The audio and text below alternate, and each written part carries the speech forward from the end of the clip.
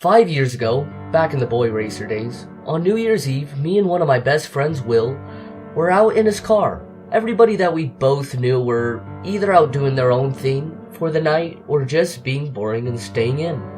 We both didn't realize we had any money to go out drinking and partying after Christmas, so we both thought, why not throw in $10 in the tank and let's go drive around, blasting. The night started off like any normal night, out in the car, or cursing, as it's commonly known.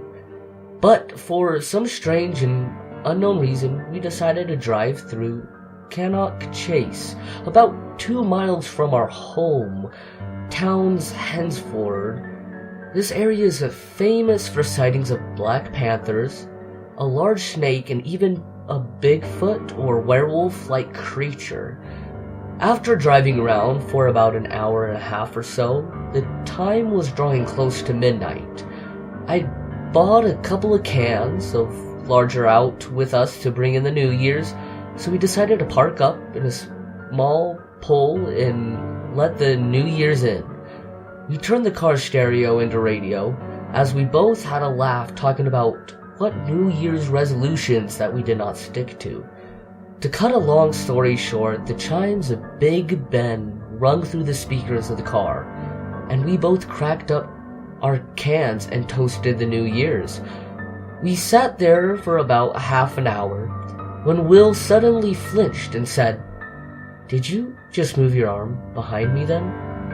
Bearing in mind that my hand was holding my can and the other was holding my mobile, Will then suddenly turned the key into ignition barrel, rammed the car into first, and floored the car wheel spinning down the road. We were parked about 300 meters from the Baptist College.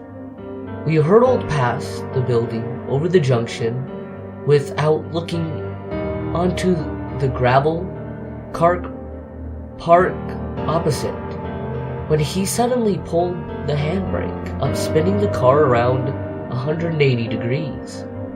He then immediately threw the driver's side door and started being violently sick. I said to him, confused, shaken up and angrily, "What are you doing, you idiot?" But as I looked at him, with the interior light shining on him, I could see fear in his eyes, and his face was completely white. He just looked at me for a few minutes and said, I saw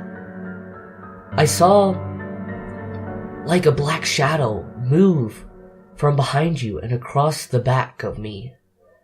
He then said, "Let's just get out of here."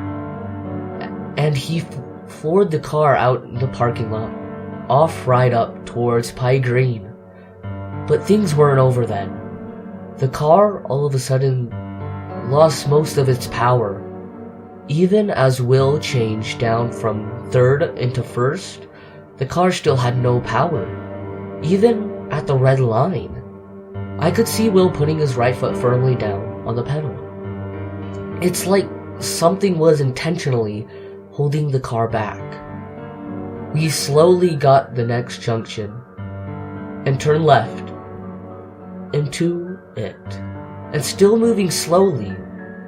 When the car suddenly got its power back, Will put his foot down, so we quickly got off of Cannock Chase, and we parked on the nearby car park at the bottom of the Pie Green. Will turned off his ignition and said, I don't know what that was, but it scared the crap out of me."